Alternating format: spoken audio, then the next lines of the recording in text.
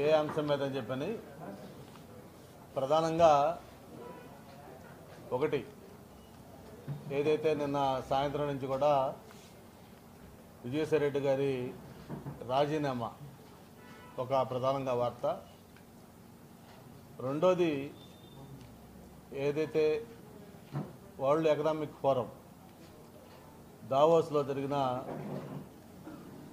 సమావేశానికి చంద్రబాబు నాయుడు గారితో పాటు లోకేష్ గారు కూడా ఆ సమావేశానికి వెళ్ళటం, నిన్ననే తిరిగి వచ్చిన తర్వాత వైఎస్ఆర్ పార్టీ నాయకులు దాని మీద చేస్తున్న ప్రచారం, దానికి సంబంధించి అలాగే జనరల్ విషయాల మీద మాట్లాడదామని చెప్పని పిలవడం జరిగింది.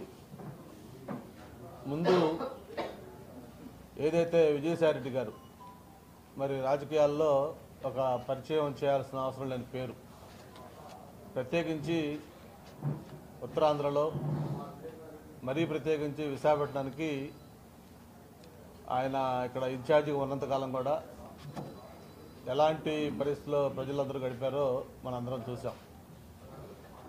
శుక్రవారం అయిందంటే సాయంత్రం ఏ నిర్మాణాన్ని కూల్చేస్తారు, లేకపోతే ఎక్కడ వాళ్ళ యాక్టివిటీ స్టార్ట్ చేస్తారు, ఏ భూములు ఎంక్రోచ్ చేస్తారు అని తెలియని ఒక ఆందోళనతో ఆయన ఇన్ఛార్జిగా ఉన్నంతకాలం కూడా విశాఖపట్నం ప్రజలు ఒక భయాందోళనలో గడిపిన విషయాన్ని మనందరం కూడా గుర్తు చేసుకుంటా ఉన్నాం.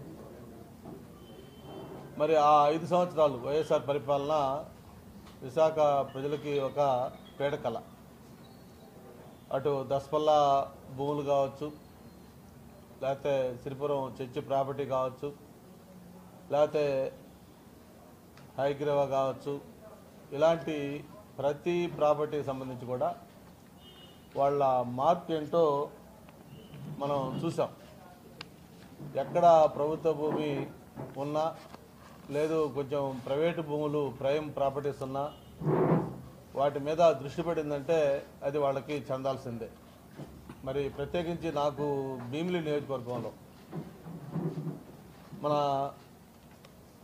సాగర్ నగర్ నుంచి మొదలు పెట్టుకుంటే అప్ టు భీమిలి దాకా దాదాపు 2 లక్షల గజాలకు పైగా విజయసాయి రెడ్డి గారి పేర్లు కానీ, వాళ్ళ కుటుంబ సభ్యులు కానీ, లేకపోతే వాళ్ళకు సంబంధించిన కంపెనీల పేరుతో కానీ అవన్నీ కూడా రిజిస్ట్రేషన్ అయిన డాక్యుమెంట్స్ సహా మనం గతంలో చెప్పుకోవడం జరిగింది, చూపించడం జరిగింది. ఆ వైజాగ్ ఫైల్స్ పేరుతోటి మొత్తం అసలు వైజాగ్లో ఏ భూములు నాయకులు అన్యాక్రాంతం చేసుకున్నారు, అటు రూరల్ ఏరియాలో ఏం జరిగాయి, అలాగే విశాఖ అర్బన్ ఏరియాలో ఏం జరిగాయి, చివరికి అక్కడ ఇన్ఛార్జిగా ఉంటే ఆయన మన భీమిలి నియోజకవర్గంలో ఉన్న తర్లువాడ కొండ ఏదైతే వాళ్ళ కుమార్తె పైన ఏదో ఇన్స్టిట్యూట్ పెట్టాలని చెప్పని అఫిషియల్గా కలెక్టర్లని లేకపోతే అందరినీ వెళ్ళి చూడాల్సిన దాన్ని ఏకూజావున ఎవరికి తెలియకుండా అత్యంత రహస్యంగా మరి కనీసం స్థానిక నాయకులు కూడా తెలియకుండా పోయి చూసి వచ్చి దాంట్లో కూడా వివాదాల్లో చిక్కున్న విషయం మనకు గుర్తుంది. అలాగే గీతం కాలేజీ లాంటి వాటిని కానీ, లేకపోతే తెలుగుదేశం పార్టీ నాయకులు లేకపోతే ఇతర వ్యక్తులకు సంబంధించిన భవనాలు కూల్చివేత కావచ్చు, చివరికి మా భీమిలి కార్యాలయం దగ్గర నుంచి మాకు మా అల్లుడికి సంబంధించిన ఫామ్ హౌస్ ఉంటే దాన్ని కూడా కూల్చేసిన విషయం, భీమిలి ఆఫీస్ కూడా కూల్చేస్తామంటే ఆ కోర్టు ద్వారా దాన్ని స్టే తెచ్చుకోవడం జరిగింది.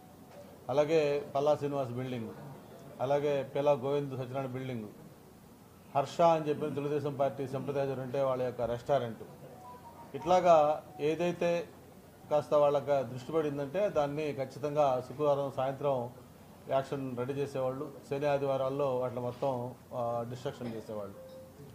రాష్ట్రంలో జగన్మోహన్ రెడ్డి గారు ఎలా చేశారో దానికి మించి విశాఖపట్నంలో విజయసాయి రెడ్డి గారి ఆధ్వర్యంలో ఇక్కడ ప్రజల్ని భయభ్రాంతులకు గురి చేసిన విషయాలు కూడా మనకు గుర్తున్నాయి. మరి నిన్న సాయంత్రం ఆయన ట్వీట్ చూస్తూ ఉంటే చాలా ఒక పక్క జాలి, ఒక పక్క నవ్వు, మరో పక్క ఆశ్చర్యం అన్నీ కూడా కలిగే విధంగా ఆ ట్వీట్ చేస్తూ ఉన్నారు. నాకు చంద్రబాబు నాయుడు పైన బాధ లేదు, తెలుగుదేశం పార్టీతో విభేదాలు లేవు, లేకపోతే పవన్ కళ్యాణ్ నాకు చిరకాల మిత్రుడు, లేకపోతే ఇంకొక ఇది లేవు అవి లేవు అని చెప్పని ఈరోజు ఆయన నీతి వాక్యాలు చెప్తూ రాజకీయాలకి బై బై వ్యవసాయం చేసుకుంటారని చెప్పి కూడా చెప్తా ఉన్నారు. మరి ఇప్పుడు దాకా ఆయన హయాంలో జరిగిన ఈ అక్రమాలకి, భూదోపిడీకి, ఈ అన్యాయాలకి, ఆయన ద్వారా నష్టపోయిన బాధితులకి వీళ్ళందరికీ ఎవరు సమాధానం చెప్పాలి, ఎవరు న్యాయం చేయాలి? ఆయన సింపుల్గా నేను పార్టీకి రాజీనామా చేశాను, అలాగే పదవికి రాజీనామా చేస్తా ఉన్నాను, వ్యవసాయం చేసుకుంటానంటే ఈ చేసిన ఇవన్నీ కూడా పోతాయా అని చెప్పి కూడా మనం ఒకసారి ఆలోచించాల్సిన అవసరం ఉంది. అంతేకాకుండా ఆయన ఒక విష్ కూడా చెప్పాడు. నాకు జగన్మోహన్ రెడ్డి గారితో వాళ్ళ కుటుంబం 3 తరాలతోటి నాకు అనుబంధం ఉంది. భవిష్యత్తులో జగన్మోహన్ రెడ్డి గారికి మంచి జరగాలని కోరుకుంటున్నాను, ఆయన బాగుండాలని కోరుకుంటానని కూడా చెప్పడం జరిగింది. అయితే ఇక్కడ ఆయన మర్చిపోయిన విషయం ఏంటంటే, నేను మొట్టమొదటి చెప్తా ఉన్నాను, ఎలక్షన్ల ముందు చెప్పాను, ఎలక్షన్ల తర్వాత చెప్పాను, లేటెస్ట్ కూడా చెప్పాను. ఆ ఎలక్షన్ల ముందు చెప్పాను వైఎస్ఆర్ పార్టీ అనేది ఒక మునుగుతున్న పడవ అని చెప్పాను. ఎలక్షన్లు అయిపోయినా చెప్పాను అది మునిగిపోయిన పడవ అని చెప్పి. మరి ఈరోజు మనం చూస్తూ ఉన్నాం, ఆ రోజు చెప్పాం చివరికి జగన్మోహన్ రెడ్డి గారు తప్ప ఆ పార్టీలో ఎవరూ మిగలరు అని ఆ రోజు మనం చెప్పిన మాట ఈరోజు నిజమైంది. మరి ఒక రకంగా చెప్పాలంటే జగన్మోహన్ రెడ్డి గారికి మరి ఆత్మ పరమాత్మ, ఆయన A1 A2 ఒక నీడ లాంటి వ్యక్తి. ప్రతి నేరంలోనూ ప్రతి యాక్టివిటీలోనూ ఆయనతో పాటు భాగస్వామ్య వ్యక్తి. అటువంటి వ్యక్తి కూడా ఈరోజు పార్టీకి అలాగే పదవికి రాజీనామా చేసి దూరంగా జరిగిపోతున్నాయంటే ఇది ఆరంభం కాదు. గతంలో చాలా జరిగాయి. చాలామంది ఎంపీలు రాజీనామాలు చేశారు. మోపిదేవి వెంకటరమణ గారు చేశారు, కృష్ణయ్య చేశాడు, అలాగే బేదా మస్తారావు చేశారు. ఇంకా రేపంబాబు మళ్ళీ మన అయోధ్య రామిరెడ్డి గారు అంటా ఉన్నారు, మన జిల్లా నుంచి ఒక రాజ్యసభ సభ్యులు అంటా ఉన్నారు. ఇట్లా రకరకాల పేర్లు చెప్తా ఉన్నారు. వీళ్లతో పాటు అలాగే ఓడిపోయిన పాత నాయకులు, మంత్రులు, బాలినేని శ్రీనివాసరెడ్డి గారు కావచ్చు, ఉదయ్ భాను కావచ్చు, ఇలాంటి వాళ్ళు. అలాగే విశాఖపట్నం తీసుకుంటే మన భీమిలి ఇన్ఛార్జిగా ఉన్న అవంతి శ్రీనివాసరావు రాజీనామా చేశారు. ఇట్లా రోజు పేపరు తెరిస్తే ఏదో ఒక రాజీనామా, పార్టీకి బై బై చెప్తున్న వార్తలు మనం వింటా ఉన్నాం. అంటే ఇవన్నీ ఎలక్షన్లలో పార్టీలు ఓడిపోవటాలు, మళ్ళీ ఎలక్షన్ల తర్వాత మళ్ళీ అవకాశం ఉంటే గెలవటాలు, ఇవన్నీ సహజం జరుగుతూ ఉంటాయి. కానీ ఒక రాజకీయ పార్టీ ఇంత సంక్షోభాలను కూరుకుపోవటం అంటే ఇక పార్టీ మనుగడ ఏంటి అని చెప్పి నాయకులు కూడా ఆలోచించుకునే పరిస్థితికి పార్టీ వచ్చిందంటే అది జగన్మోహన్ రెడ్డి గారి యొక్క యాటిట్యూడే ప్రధాన కారణం. మరి ఈరోజు జగన్మోహన్ రెడ్డి గారు ఏదైతే వైఎస్ఆర్ పార్టీ ఉందన్నది అదనేది గతంలో చెప్పినట్టుగా అది ఒక చరిత్రలో మిగిలిపోబోతున్న పార్టీ. ఆయన ఎన్ని మాటలు చెప్పినా, ఎన్ని వాళ్ళ నాయకులు మిగిలిన ఒకరిద్దరు ఏదో ట్వీట్లు చేస్తున్నా సరే, ప్రజల్లో ఈరోజు వైఎస్ఆర్ పార్టీ అంటే దానికి మొత్తం నిజ స్వరూపం బయటపడిపోయింది. ఒక పక్క స్టీల్ ప్లాంట్కి మొన్ననే ఒక రివైవల్ ప్యాకేజ్ ఇచ్చారు, దాదాపు 12,000 కోట్లు. అది 1,000 లేకపోతే 2,000 లేకపోతే 100 కాదు, 12,000 కోట్లు దాదాపు ప్యాకేజ్ ఇస్తే ఓకే, దాని మీద ఇంకా ఫర్దర్గా ఏమైనా కావాలంటే అడగొచ్చు, ఇంకా మైన్స్ ఓన్గా ఇవ్వాలని అడగొచ్చు, లేదు ఇంకేదైనా డిమాండ్ ఉంటే అడగొచ్చు. కానీ ఇచ్చిన 12,000 కోట్లు కూడా వక్రీకరించే విధంగా ఇదేదో దీంట్లో కుట్ర ఉంది, దీనివల్ల ఏం లాభం లేదు, ఎంత లాభం ఉందనేది సెకండరీ. ముందు 12,000 కోట్లు ప్యాకేజ్, 20,000 ప్యాకేజ్ ఇచ్చినప్పుడు కనీసం దానికి ఒక కృతజ్ఞత చెప్పి భవిష్యత్తులో ఇంకేం చేస్తే బాగుంటుందో సజెషన్స్ ఇస్తే అందరూ కూడా దాన్ని అప్రిషియేట్ చేసేవాళ్ళు. కానీ ఈ వైఎస్ఆర్సీపీ నాయకులు ఏదో చెప్తారు, కళ్ళుండి చూడలేని కబోతుల్లాగా. మరి చేస్తున్న ఈ కార్యక్రమాలను కూడా అప్రిషియేట్ చేయలేక మరి ప్రభుత్వం వచ్చిన వెంటనే మనం చెప్పడం జరిగింది. చంద్రబాబు నాయుడు గారు ఏదైతే విజయనగరం జిల్లాలో ఉన్న మ్యాంగనీస్ గల్లు ఉంటే ఆ గల్లుని లీజు పొడిగించడం జరిగింది. అంతేకాదు స్టీల్ మినిస్టర్ సాక్షాత్తు కుమారస్వామి గారిని విశాఖపట్నం స్టీల్ ప్లాంట్ స్వయంగా రప్పించి ఆయన ప్లాంట్ మొత్తం కూడా తిరిగి ఆయన కూడా ఒక స్పష్టమైన ప్రకటన ఆయనతో కూడా చేయించడం జరిగింది. అంతేకాదు మరి ఈ ప్యాకేజ్ సంబంధించి పవన్ కళ్యాణ్ గారు కానీ, చంద్రబాబు నాయుడు గారు కానీ, రాష్ట్రంలో ఉన్న ఎంపీలు కానివ్వండి, మొత్తం అందరూ కూడా మోడీ గారిని ప్రత్యేకంగా కలిసి స్టీల్ ప్లాంట్ యొక్క ప్రాధాన్యత చెప్పి అది ఎలాంటి ఎమోషనల్గా ఆంధ్రప్రదేశ్ కనెక్ట్ అయ్యింది, ఎంతమంది ప్రాణత్యాగంతో స్టీల్ ప్లాంట్ సాధించుకున్నాం, ఏ విధంగా విశాఖపట్నం చిత్రాన్ని మార్చిన పరిశ్రమ అది, ఎలాగా ఎమోషనల్గా అందరికి కనెక్ట్ అయ్యి ఉంది, ఇవన్నీ కూడా చెప్పి ఎట్టి పరిస్థితుల్లో కూడా స్టీల్ ప్లాంట్ కాపాడుకోవాలని చెప్పి ముఖ్యమంత్రి గారు, ఉప ముఖ్యమంత్రి గారు, ఎంపీలు అందరూ కూడా యొక్క కృషితోటి ఆ ప్యాకేజ్ 20,000 ప్యాకేజ్ మనం తెచ్చుకోగలిగాం. ఎస్, ఇంకా అవసరం వస్తే భవిష్యత్తులో ఏం కావాలో వాటి కోసం ఇంకా పోరాటం చేయాల్సిన అవసరం ఉన్నప్పుడు ఖచ్చితంగా Telugu Desam party, Janasena party, Bharatiya Janata party కూటమి తరఫున తప్పకుండా అన్ని రకాల పోరాటాలకు కూడా సిద్ధంగా ఉన్నామని చెప్పి కూడా తెలియజేసుకుంటూ, దాన్ని కూడా ఈరోజు రాజకీయంగా మాట్లాడుతున్న వైసీపీ నాయకులు కనీసం జ్ఞానోదయం కావాలి, వాళ్ళకి భవిష్యత్తులో ఏం చేస్తామనేది మేము చేసి చూపిస్తాం. మరి 5 ఏళ్లు వైఎస్ఆర్ పార్టీ అధికారంలో ఉండగా ఆ స్టీల్ ప్లాంట్ సంబంధించి ఏం చేశారో మనం చూస్తాం. ఒక్కసారి జగన్మోహన్ రెడ్డి గారు కనీసం 1400 రోజులుగా వాళ్ళు అక్కడ పోరాట కమిటీ దీక్షలు పోరాటం చేస్తామంటే వాళ్ళకి కనీసం మద్దతు పలికిన పాపాని వల్ల వాళ్ళు కలుస్తామంటే కనీసం అవకాశం ఇవ్వకపోతే చివరికి ఎయిర్పోర్ట్లో ఆయన ఒక ప్రోగ్రాంకి వచ్చినప్పుడు ఆ ఎయిర్పోర్ట్లో నిలబడి 2 నిమిషాలు మొక్కుబడిగా మాట్లాడి వెళ్ళిపోయిన విషయం. అంతేకాదు ఒక అఖిలపక్ష పార్టీ సమావేశం పెట్టమంటే ఏమాత్రం ఒప్పుకోవాల. ఢిల్లీకి ఒక డెలిగేషన్ తీసుకెళ్ళమంటే దానికి కూడా సస్యమని అన్నాడు.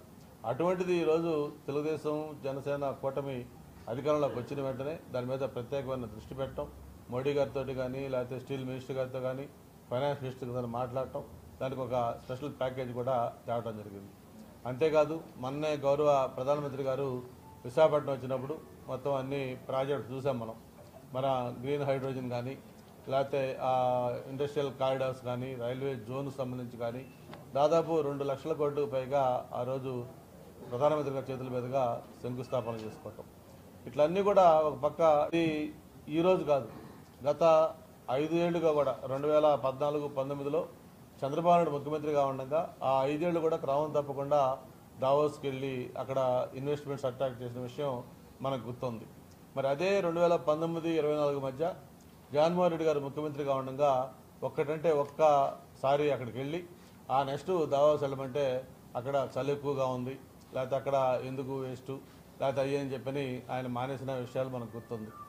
మరి అటువంటిది ఈరోజు రాష్ట్రంలో ఒక అట్మాస్ఫియర్ని మొత్తం కూడా విధ్వంసం చేసి ఎక్కడ కూడా పరిశ్రమలకు వచ్చేదానికి అవకాశం లేకుండా ఉన్న నేపథ్యంలో మళ్ళీ ఆ బ్రాండ్ ఇమేజ్, ఏపీ బ్రాండ్ ఇమేజ్ని రివైవ్ చేయడం కోసం మళ్ళీ చంద్రబాబు నాయుడు గారు, ప్రత్యేకించి ఈసారి యువనాయకులు లోకేష్ బాబు గారు కూడా ఆ దావోస్ వెళ్ళటం 4 రోజుల పాటు మరి అన్నీ కూడా పక్కన పెట్టి ఆయన బర్త్డే కూడా లోకేష్ గారు అదే సమయంలో మన 23 తారీఖున అయినా కూడా అవన్నీ పక్కన పెట్టి దావోస్లో మైక్రోసాఫ్ట్, బిల్ గేట్స్ దగ్గర నుంచి మొత్తం ఎవరైతే ఇంపార్టెంట్ లీడర్స్ ఉన్నారో, ఇంపార్టెంట్ బిజినెస్ టైకూన్స్ ఉన్నారో వాళ్ళందరితో కూడా సమావేశాలు పెట్టడం, అంతేకాకుండా ముఖ్యంగా ఆంధ్రప్రదేశ్ బ్రాండింగ్ని మొత్తం ప్రపంచాన్ని మొత్తానికి తెలిసే విధంగా అక్కడ ఒక పెవిలియన్ ఏర్పాటు చేయటం, ఆ రౌండ్ టేబుల్ మీటింగ్స్ కానీ ఇంటరాక్షన్స్ కానీ వాళ్ళందరితో కూడా మాట్లాడటం, ఈ ఏదైతే గతంలో ఈజ్ ఆఫ్ డూయింగ్ బిజినెస్ చెప్పామో దాని నుంచి ఇప్పుడు ఆంధ్రప్రదేశ్లో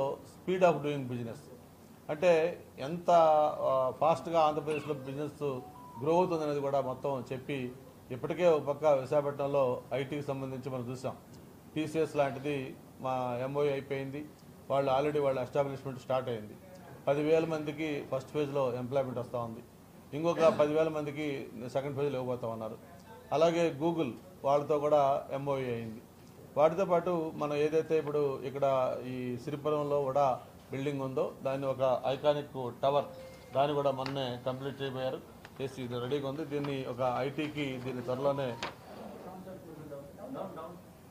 దీన్ని కూడా మొత్తం ఐటీకి అలకేట్ చేసి విశాఖపట్నం అనేది ఆంధ్రప్రదేశ్లో ఐటీకి ఒక హబ్గా దాదాపు ఒక 5 లక్షల మంది ఐటీ కోట్ల ఎంఓఏలు చేశారనేది ఇప్పుడు 12 o'clockకి చంద్రబాబు నాయుడు గారు అఫీషియల్గా ప్రెస్ మీట్ పెడుతున్నారు. ప్రత్యేకించి దావోస్ పర్యటన ఏం జరిగింది, ఎవరెవరిని కలిశారు, ఎవరెవరితో ఏం చర్చించారు, వాటి అవుట్కమ్ ఏంటి, ఇవన్నీ కూడా డీటెయిల్డ్గా ఇప్పుడు 12 o'clock అది చెప్పబోతా ఉన్నారు. కాకపోతే ఇక్కడ మనం గమనించాల్సింది ఏంటంటే ఆంధ్రప్రదేశ్ యొక్క ఇమేజ్, ఒక బ్రాండింగ్ ఎలా ఉందంటే ఎవరైనా గతంలో ఒక ఇండస్ట్రియలిస్ట్ రావాలంటే భయపడి పారిపోయే పరిస్థితి. ఎవరైనా గతంలో ఇక్కడ లూలు గ్రూప్ వాళ్ళు ఇక్కడ మనం మొత్తం వాళ్ళని కన్విన్స్ చేసి వాళ్ళకంతా ఇస్తే వాళ్ళు చివరికి జగన్మోహన్ రెడ్డి గారి దెబ్బకి మాకు ఆంధ్రప్రదేశ్లో అడుగు పెట్టం బాబు మేమని చెప్పి హైదరాబాదు లేకపోతే తమిళనాడు లేకపోతే వేరే రాష్ట్రాలకు పారిపోయిన నేపథ్యం. అట్లాగా ఇక్కడ ఏదైతే పరిశ్రమలు గతంలో ఓకే చేసుకున్న పరిశ్రమలు కూడా వీళ్ళ యొక్క వైఖరితోటి ఈ రాష్ట్రం వదిలి వేరే రాష్ట్రాలకు పారిపోయారు. అటువంటి నేపథ్యంలో మళ్ళీ ఆ బ్రాండ్ ఏపీ ఇమేజ్ని మళ్ళీ రివైవ్ చేసుకుంటూ మళ్ళీ దాన్ని ఒక పునరుద్ధరించే విధంగా ఈ చర్యలు తీసుకోవడంలో భాగంగానే దావోస్కి వెళ్ళటం జరిగింది. ఈరోజు అందరికీ ఇప్పుడిప్పుడే నమ్మకం కలుగుతూ ఉంది. ఒక్కొక్కరు మళ్ళీ ఆంధ్రప్రదేశ్ వైపు చూస్తూ ఉన్నారు. అటు ఐటీ కానీ, లేకపోతే టూరిజం కానీ, లేకపోతే మిగతా ఇండస్ట్రీస్ కానీ, ఇవన్నీ కూడా. మరి మొన్నే చూసాం పిఎం గారు చేసిన ఫౌండేషన్లతో పాటు ఈరోజు మెట్టల్ది దాదాపు 90,000 కోట్ల పరిశ్రమ అది త్వరలో మనకు రాబోతూ ఉంది. అలాగే బీపీసీఎల్ రిఫైనరీలు, ఇలాగా చెప్పుకుంటా పోతే ఎన్నో రకాల భారీ పరిశ్రమల దగ్గర నుంచి మిగతా పరిశ్రమలన్నీ కూడా విశాఖపట్నం అలాగే ఇతర ప్రాంతాలకు కూడా రాబోతూ ఉన్నాయి. ఇవన్నీ ఒక పక్క జరుగుతుంటే వైసీపీ నాయకులు ఇప్పుడు కూడా కనీసం వాళ్ళు చేసిన తప్పులకి పశ్చాత్తాపడి వాళ్ళు చంపలేసుకోకుండా ఇంకా దీన్ని కూడా రాజకీయం చేసి మాట్లాడటం వాళ్ళ యొక్క దిగజారుడుతనానికి ఒక నిదర్శనం అని చెప్పని కూడా తెలియజేసుకుంటూ, మరి ఏదైతే విజయసాయిరెడ్డి గారి రాజీనామా మరి వైఎస్ఆర్ పార్టీకి వాళ్ళు స్ట్రాటజీ అనుకుంటారో లేకపోతే ఇంకోటి అనుకుంటారో, బయట రకరకాల దీని మీద రూమర్స్ కూడా వస్తూ ఉన్నాయి. ఏదో ఆ ఈడీ కేసులు లేకపోతే మిగతా వాటిలో తప్పుకోవడానికి ఈ విధంగా డ్రామా ఆడుతున్నారు కొంతమంది అంటా ఉన్నారు. కొంతమంది లేదు వేరే పొలిటికల్ పార్టీతో చేస్తారని చెప్పి ఒకటి అనుకుంటున్నారు. బట్ ఏది ఏమైనా ఈరోజు వైఎస్ఆర్ పార్టీ యొక్క తాజా పరిస్థితికి విజయసాయిరెడ్డి రాజీనామా ఒక ఉదాహరణ. నేను గతంలో ఏదైతే చెప్పానో అది మునుగుతున్న పడవ కాదు, మునిగిపోయిన పడవని, దానికి ఇది మరో ఉదాహరణ. ఈరోజు సాయిరెడ్డిది, రేపు అయోధ్య రామరెడ్డి గారిది, ఆ ఎల్లుండి ఇంకొకరిది, ఇట్లా ఎవరైతే ఈ పార్టీలో ఉన్న ఒకరిద్దరు బ్యాలెన్స్ ఉన్నారో వాళ్ళు కూడా త్వరలోనే పార్టీకి బై బై చెప్పే పరిస్థితి వస్తుంది. చివరికి జగన్మోహన్ రెడ్డి గారు ఏకాగ్గా మిగిలిపోవాల్సిన పరిస్థితి రాబోతా ఉంది. మరి 151 స్థానాలతోటి ఒక బలమైన పార్టీగా 22 ఎంపీలతోటి మరి ఎలిగిన పార్టీ ఈరోజు ఇలాంటి స్థితికి వచ్చిందంటే దానికి కర్త కర్మ క్రియ సర్వం కూడా జగన్మోహన్ రెడ్డి గారు, ఆయన యొక్క వైఖరి, ఆయన యొక్క ఆలోచన కారణం అని చెప్పి కూడా తెలియజేసుకుంటూ, ఏదైతే విజయసాయిరెడ్డి రాజీనామా మరి ఆ రాజ్యసభ చైర్మన్ గారు కూడా ఇచ్చారని చెప్పి ఇప్పుడే మనం వార్తలు చూస్తూ ఉన్నాం. రాజీనామా యాక్సెప్ట్ చేయొచ్చు, ఆయన పార్టీలోంచి బయటకు వెళ్ళొచ్చు.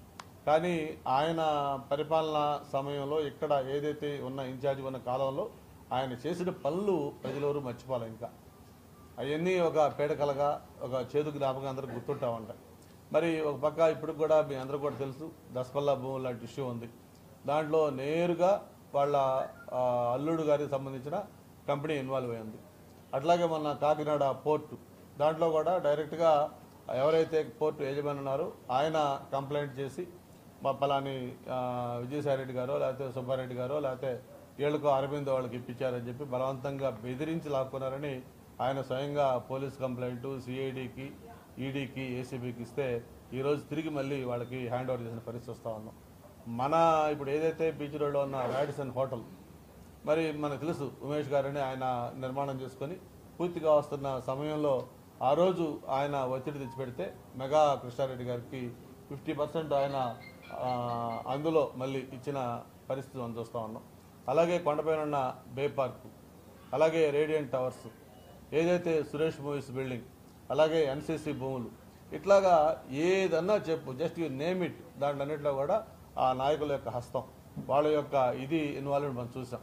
ఇలాంటివన్నీ ఉంటే ఈరోజు సింపుల్గా రాజీనామా చేస్తే దానివల్ల అన్నీ రిలీవ్ అయిపోయి ఆయన ఏదో సచ్చిలుగా బయటకు వస్తారని అనుకోవడానికి ఏమాత్రం కూడా లేదు. చేసిన దానికి తప్పకుండా అది చట్టపరంగా, చట్టబద్ధంగా, లేకపోతే దీని ప్రకారం ఏమైతే జరుగుతుందో అవన్నీ కూడా ఆయన తప్పించుకోలేడు. టెంపరీగా ఆయన పార్టీ నుంచి బయటకు వెళ్ళిపోవచ్చు, లేకపోతే ఆ పదవికి రాజీనామా చేయొచ్చు. బట్ ఆయన హయాంలో ఏమైతే జరిగినాయో ఆ తప్పులన్నిటికీ కూడా ఆయన ఖచ్చితంగా దానికి బాధ్యులు అవుతారు. దానికి తగిన ఇది కూడా అనుభవించాల్సిన పరిస్థితి వస్తుందని చెప్పి కూడా తెలియజేసుకుంటూ వైసీపీ నాయకులకి ఒకటే నేను అప్పీల్ చేస్తా ఉన్నాను. మీరు ఎలాగా డెవలప్మెంట్ చేయలేరు, మీకు ఎలాగా ఒక విజన్ లేదు, మీకు ఎలాగా ఈ పరిపాలన మీద ఇంట్రెస్ట్ ఉండదు. కనీసం ఈరోజు ఈ గాడి తప్పిన రాష్ట్రాన్ని మళ్ళీ గాడిలో పెట్టి పరిపాలన పరంగా ముందుకు తీసుకెళ్తున్న ఈ ప్రభుత్వానికి మీరు మద్దతు పోయినా కనీసం విమర్శలు చేయకుండా నోరు మూసుకొని కూర్చుంటే కనీసం గౌరవప్రదంగా ఉంటుంది తప్ప, మరి దావాస్ 80 కోట్లు ఖర్చు అయ్యాయి, దారి ఖర్చులు రాలేదు, లేకపోతే ఈ డెవలప్మెంట్ ఒక్కటి లేదు, ఏదో అనవసరమైన రాజకీయాలన్నిటి కూడా చూపించి దీన్ని డైవర్ట్ చేయడం ఏమాత్రం కూడా తగదని చెప్పని కూడా తెలియజేసుకుంటూ మీ పార్టీని మీరు చక్కదిద్దుకోండి. ఎందుకంటే ఇంకా మిగిలిన ఒకరిద్దరున్నారు, వాళ్ళు కూడా పోకుండా కనీసం చేత కాపాడుకోండి. అంతే తప్ప ఈరోజు రాష్ట్రంలో జరుగుతున్న అభివృద్ధిని లేకపోతే జరుగుతున్న ప్రోగ్రెస్ దీన్ని విమర్శిస్తూ మీ కాలు వెళ్ళవచ్చుకుంటే అది మీకే మరింత నష్టం అని చెప్పి కూడా మరొకసారి తెలియజేస్తా ఉన్నాను. ఇప్పుడు ఏదైతే కాకినాడ పోర్టు ఏ విధంగా వాళ్ళు కంప్లైంట్ చేస్తే దాన్ని మళ్ళీ తిరిగి వచ్చేసిందో అలాగే ఎవరైతే దీంట్లో బాధితులు ఉన్నారో దీంట్లో కొన్ని 2 రకాలు ఉన్నాయి. ప్రభుత్వ భూములు కొన్ని ఉన్నాయి, కొన్ని వచ్చి ప్రైవేట్ వ్యక్తులు ఉన్నాయి. ఆ ప్రైవేట్ వ్యక్తులు వాళ్ళు ఎవరైతే ఇప్పుడు కొంచెం అందరికీ ధైర్యం వచ్చింది, వాళ్ళు వచ్చి డెఫినెట్గా కంప్లైంట్ ఇస్తారు. ఇచ్చినప్పుడు దాని మీద తప్పకుండా చట్టపరంగా ఏం తీసుకోవాలి తీసుకుంటాం. అలాగే నాకు చెప్పలేదు, నేను కూడా మీలాగా ఇప్పుడు టీవీలోనే అక్కడ సోషల్ మీడియాలో చూశాను. ఇప్పుడు ఇండివిజువల్ వ్యక్తులుగా వాళ్ళకి రకరకాల ఆశలు ఉంటాయి. ఇప్పుడు మీకు ఒక కోరిక ఉండొచ్చు, గంటా శ్రీనివాసరావు నేను ఇలా చూడాలనుకుంటాను, సినిమా యాక్టర్ కావాలనుకున్నాను అనుకో, దానికి నీకు ఆశ ఉన్నది తప్పని యాక్ట్ అంటాం. అందుకని ఎవరి ఆశలు ఆయనకి ఎట్లా ఉంటుంది ఆశది, అది ఇండివిజువల్. అది నాకు చెప్పింది కాదు, నేను మాట్లాడింది కాదు. ఆవిర్భావం నుంచి కూడా ఆల్మోస్ట్ ఆల్ అన్డిస్ప్యూటెడ్ నెంబర్ 2 ఉన్న వ్యక్తి. ప్రతి దాంట్లో జగన్మోహన్ రెడ్డి చేసిన ప్రతి యాక్టివిటీలో, అంటే ఆయన మంచి యాక్టివిటీ ఏం చేయలేదు, చేసిన ప్రతి చెడ్డ యాక్టివిటీలో కూడా డైరెక్ట్గా భాగస్వామ్యం ఉన్న వ్యక్తి.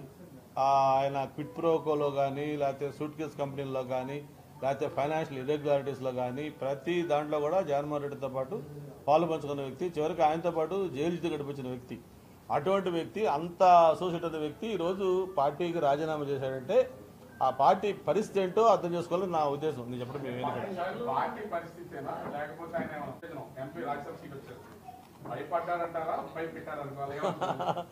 అది ఆయన చెప్తాడు కదా, మాట్లాడుతా అన్నాడు, చూద్దాం. బట్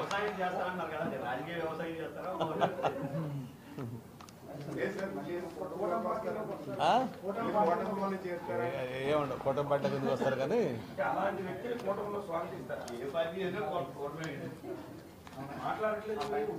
లేదు నేను అనుకోవట్లా. నేను స్వాగతం, డెఫినెట్ స్వాగతిస్తాం, మేము స్వాగతిస్తాం అంటున్నా. లేదు మేము ఎప్పుడు లేదు, ఆయన స్వాగతించలేదు. అది కాదు, ఆయన స్వాగతించేది లేదు, మేము స్వాగతించేది లేదు.